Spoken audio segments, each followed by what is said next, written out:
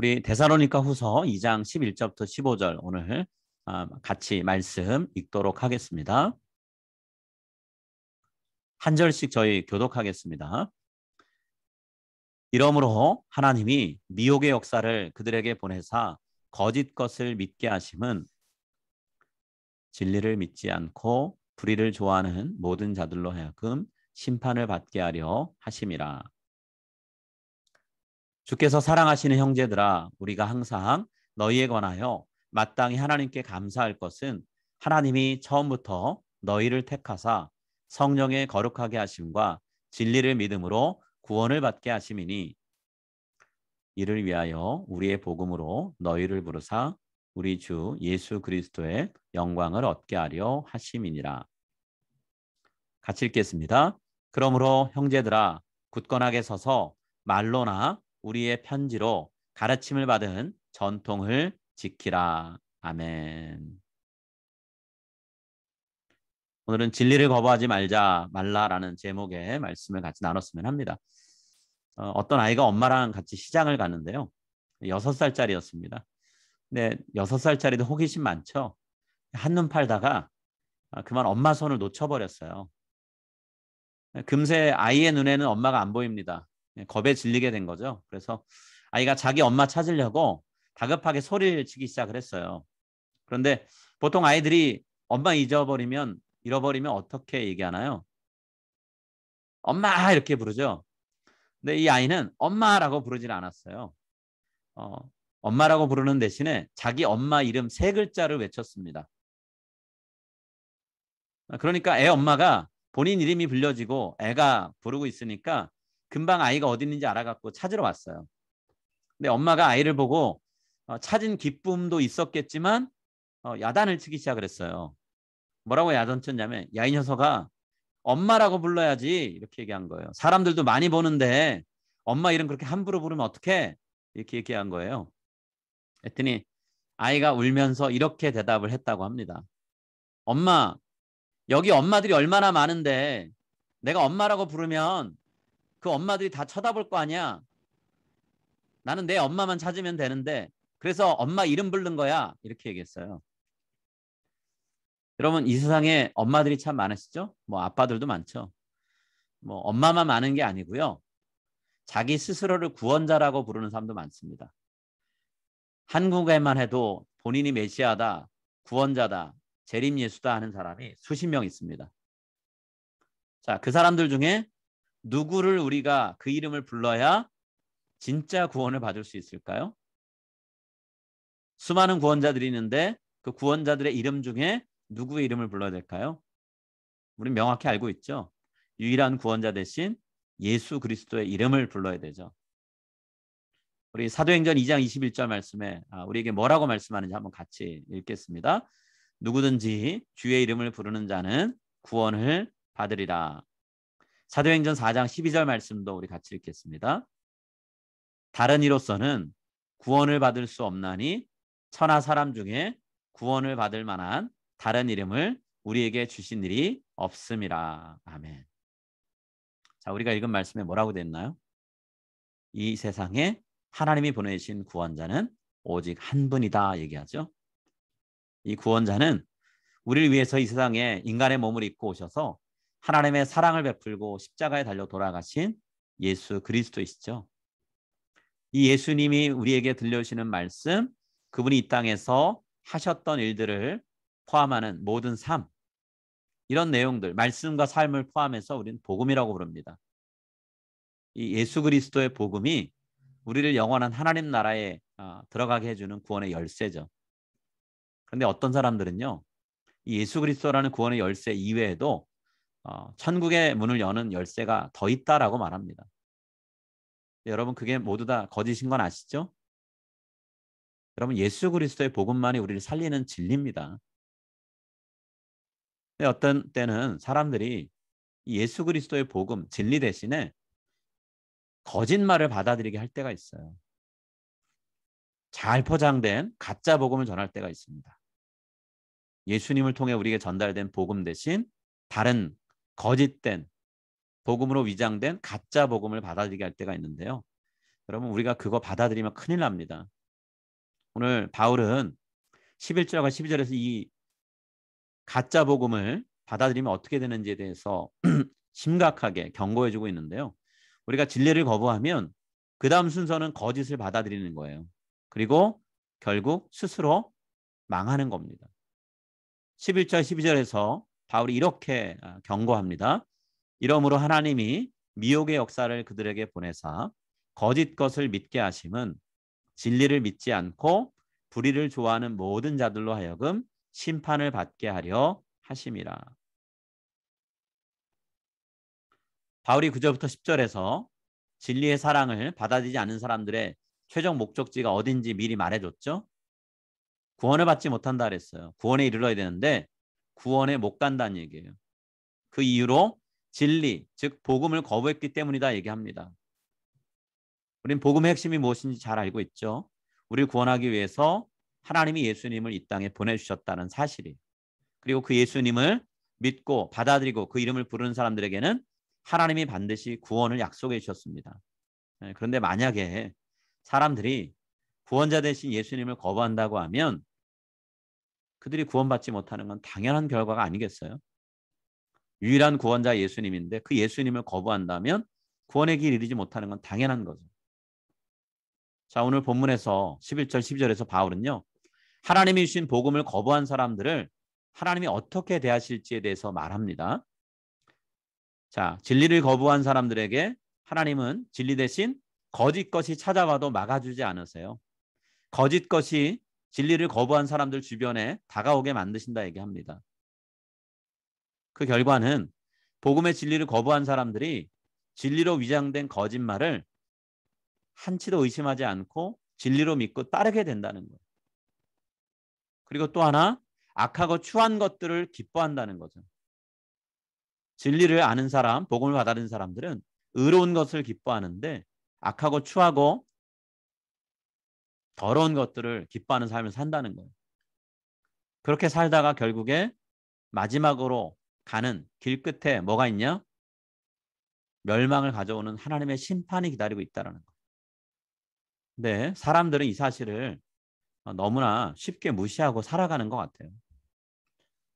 최근에 우리는 뉴스나 인터넷을 통해서 아프가니스탄을 장악하고 있는 이슬람 극단주의 무장단체 탈레반의 이야기를 듣게 되죠. 자, 이들의 행적을 보면 진리 대신에 거짓을 선택한 사람들이 얼마나 악한 것을 기뻐할 수 있는가를 보게 되는데요. 자, 이 사람들은 예수 그리스도를 거부합니다. 예수 그리스도를 믿고 따르는 사람들은 잡아다 죽입니다. 예수님의 가르침이요, 예수님의 삶과 예수님의 행적이요 다 인정하지 않아요. 거부합니다. 거기서 끝나지 않죠. 예수님이 특별히 관심을 갖고 돌보셨던 사람들, 여성, 아이들 온전한 한 사람으로 대해주지 않아요. 지금 왜 카불 공항에 사람들이 모여 있습니까? 왜 비행기에 매달렸다가 떨어지는 일이 있는데도 어떻게든 비행기에 올라타 보려고 사람들이 목숨 걸고 탈출하려고 해요.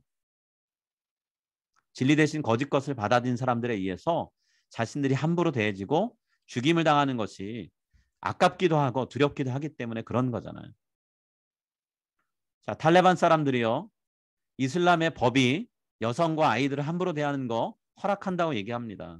자신들이 믿는 신이 그렇게 해도 된다고 약속했다는 거예요. 허락했다는 거예요.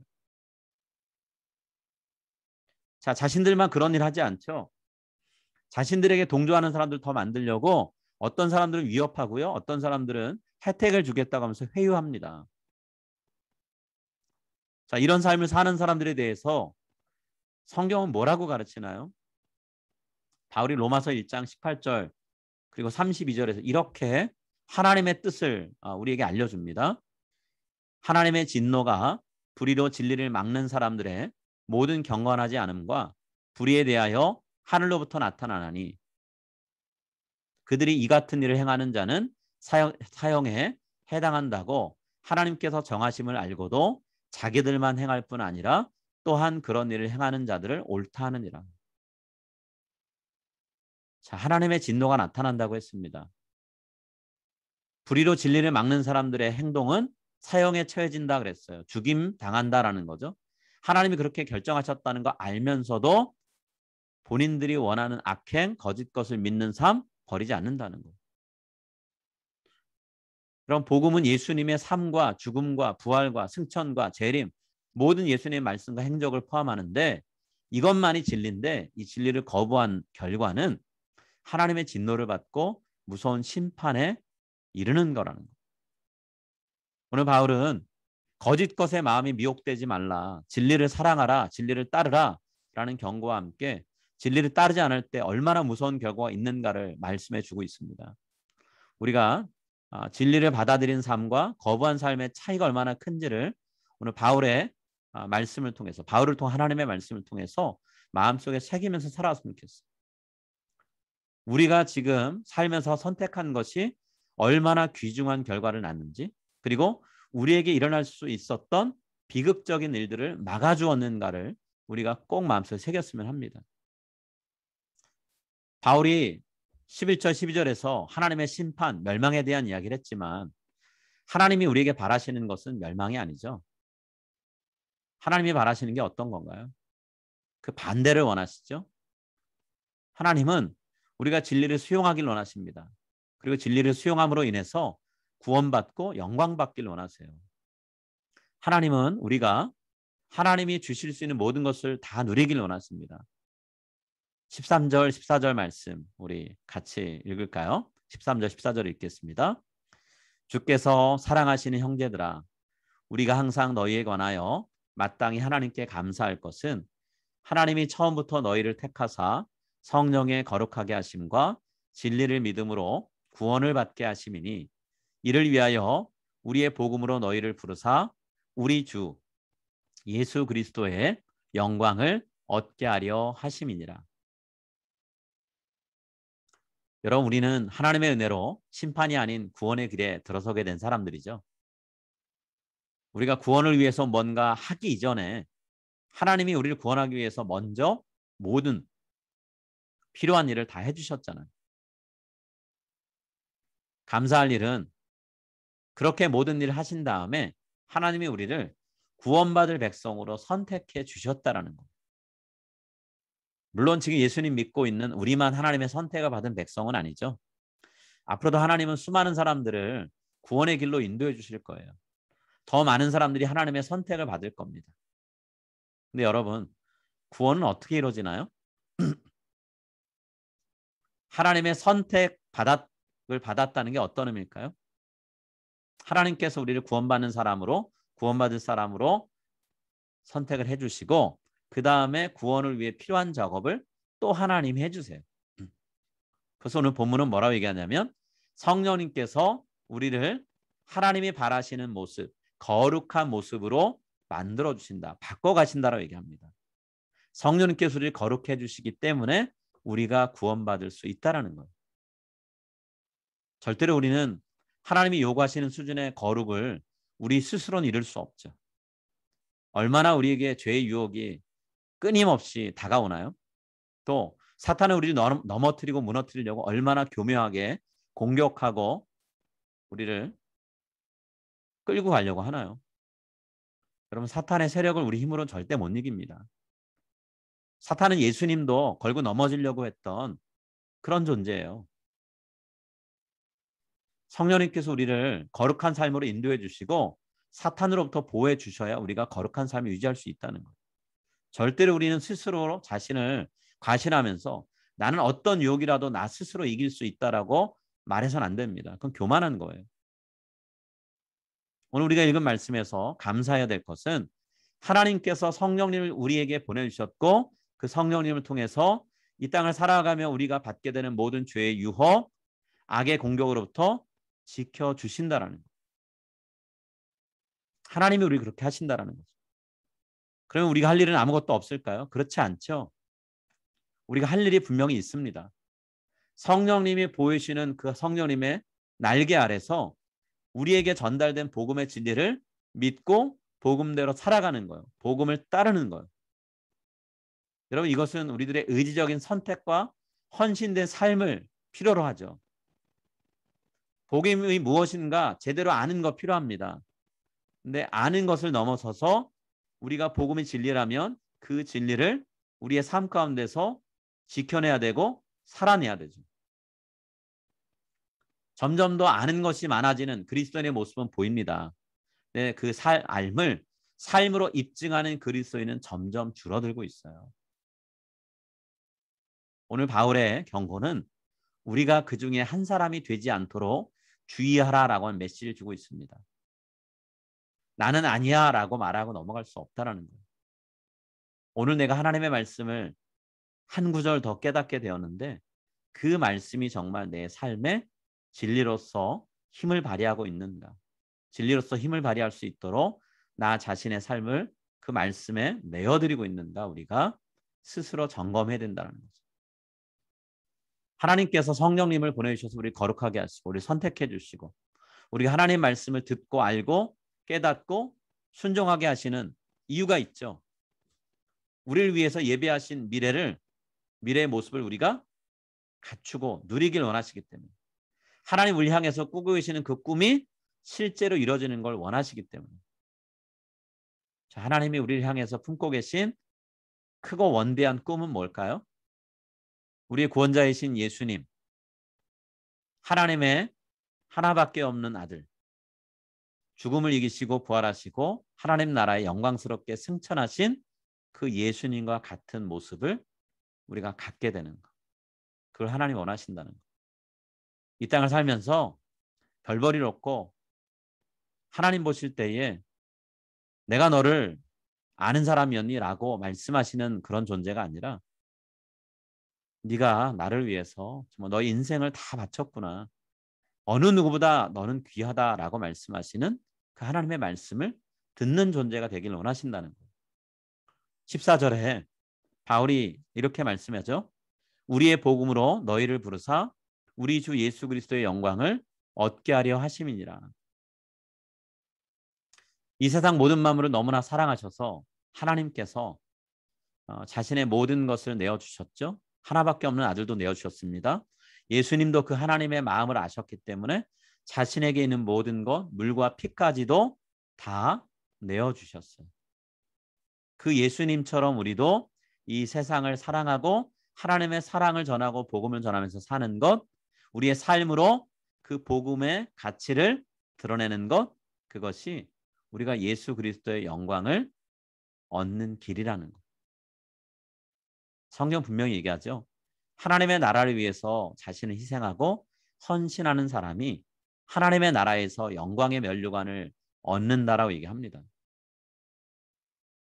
이 약속의 말씀을 우리가 기억하면서 복음의 가치가 얼마나 귀한 것인지 다른 복음은 없다라는 것. 예수 그리스도를 통한 복음만이 유일한 복음이라는 것을 우리가 알고 그 복음을 위해서 온 힘을 다해서 정말 힘차게 살아가고 달려갈 수 있는 그런 우리가 될 수 있기를 간절히 소망합니다. 제가 최근에 뉴스를 보다 보니까요. 코로나 극복을 위해서 50만 원을 기부하신 한 여자분의 이야기가 소개된 글을 보게 됐어요. 여러분 50만 원은 솔직히 경우에 따라 큰 돈이라 여겨질 수도 있고요. 작은 돈이라 여겨질 수도 있습니다. 대기업을 운영하는 사람들 혹은 어떤 회사의 직원들 1,000만 원, 1억, 몇 억, 10억 이렇게 기부도 해요. 그런 돈에 비하면 많은 돈이 아니고 반대로 1,000원, 2,000원, 만 원 기부하는 그런 분들과 비교하면 50만 원은 확실히 많은 돈이죠. 그런데 성경에도 이와 비슷한 이야기가 좀 있죠. 부자가 드린 헌금과 과부가 드린 두 렙돈 예수님 비교하시면서 과부의 두 렙돈은 화폐 가치를 보면 부자가 낸 돈과 비교했을 때 형편없이 적은 것이지만 예수님은 이 가난한 과부가 부자보다 많은 것을 내었다라고 얘기하셨잖아요. 자신의 전부를 드렸기 때문이라고 얘기하시잖아요. 자, 50만 원 기부하신 분의 삶을 생각해 보면 이분의 이야기도 단순히 화폐 가치로만 따질 수 없는 값진 기부라는 것을 알 수가 있는데요. 50만 원 기부하신 분, 이분은 독립운동가 가문에서 태어나고 자란 그런 분이세요. 자, 아버지는요. 독립운동가 양승만이라는 분이신데요. 교사로 생활하면서 그 당시 청소년들한테 독립정신을 심어줬습니다. 그래서 교사 생활만 하신 게 아니고요. 독립군으로 실제 활동을 많이 하셨어요. 또 이분의 할아버지는요, 만세 운동할 때 태극기를 직접 만들어서 사람들에게 나눠주고 본인이 위험할 수 있지만 직접 다니면서 나눠주었던 양건석 지사님이세요. 온 가족이 독립운동에 헌신을 한 거죠. 그래서 일본군이 이 가정을 늘 주목했습니다. 호시탐탐 끌어다가 고문하고 어떻게든 더 이상은 독립 관련된 활동 못하게 하려고 했어요. 그래서 어쩔 수 없이 중국으로 이주해 갔습니다. 중국으로 이주해 간 다음에 시작된 이 생활이요, 해방되고도 한국을 못 돌아오게 된 그런 상황이 돼버렸어요. 2013년이 돼서야 한국 국적을 취득하고 기부하셨던 분이 돌아오게 됐습니다. 이분의 성함이 양옥모라는 할머니이신데요. 한국에 돌아와서도 독립유공자 후손들 정부에서 대해주는 게 아주 열악했다래요. 한국에 돌아와서 이분이 거처를 구할 수 있었던 곳이 지하에 있는 단칸방이었대요. 자, 거기서 어렵게 생활하셨습니다. 그런데 이분은 거기서 사시면서 꾸준하게 양로원 어른들 방문해서 그분들 필요한 것들을 살펴드리는 일 하셨고요. 기부하는 생활도 하셨다는 거예요. 여러분, 이 할머니 양옥모라는 분 좋은 가풍을 갖고 계셨어요. 하나님 자신이 믿는, 자신이 태어나고 자란 내 고국, 내 나라를 위해서 나 한 몸을 헌신하는 그런 가풍을 갖고 있었습니다. 할아버지가 그렇게 사셨고 아버지가 그렇게 사셨고 그 모든 것들을 물려받았어요. 그래서 본인도 내가 사랑하는 내 나라, 내가 사랑하는 나라에 살고 있는 내 동족들, 그들이 어렵다면 그들과 함께 내가 갖고 있는 걸 나누겠다 하는 마음으로 살아오셨다는 거예요. 오늘 바울은 하나님의 나라를 위해서 자신을 헌신하는 바울과 동역자들과 같은 복음의 사역자들의 전통, 이 전통을 데살로니가 교회 성도들에게 전달해 주었어요. 그리고 15절에서 뭐라고 얘기하냐면 이제 데살로니가 교회 성도들이 이 아름다운 전통을 지켜나갈 때다라고 힘주어서 말하고 있다는 거예요. 자, 15절 말씀 제가 읽겠습니다. 그러므로 형제들아 굳건하게 서서 말로나 우리의 편지로 가르침을 받은 전통을 지키라. 자, 전통이란 말은 복음의 전통을 얘기합니다. 선교의 전통을 얘기합니다. 예수 그리스도께 순종하는 전통을 얘기를 해요. 이 아름다운 전통이 데살로니가 교회 성도들의 헌신을 통해서 계속해서 전해져서 우리에게까지 전달이 되었어요. 그렇다면 이제 우리가 이 복음의 전통을 따라서 이 세상을 섬기고 사랑할 때죠. 여러분, 복음에는 우리 자신은 물론이고 이 세상을 살리고 변화시키는 능력이 있죠. 이 능력은 전파될 때, 전파되는 곳에서 모든 사람이 누릴 수가 있는 하나님의 은혜가 됩니다. 그 은혜를 모든 사람이 누리려면 지금 이 자리에 모인 우리들, 우리 교회 모든 성도님들이 부지런히 입술을 열어서 또 우리의 삶의 행동을 통해서 예수 그리스도의 능력의 말씀인 복음을 전해야 된다는 거예요. 오늘 바울이 권면한 것처럼 사도들에게, 우리 신앙의 선배들에게, 우리의 믿음의 어머니 아버지들에게 물려받은 아름다운 전통, 말씀의 전통, 신앙의 전통을 우리 자녀 세대에게, 우리 후배들에게 신실하게 잘 전할 수 있는 여러분이 되시기를 이 시간 축복합니다. 그런 삶은 하나님 앞에서 영광의 면류관을 얻는 삶이라는 것 기억하시고 함께 우리가 힘을 모아서 열심히 복음대로 복음 전하면서 살아갔으면 합니다. 우리 함께 같이 이 시간 기도하겠습니다.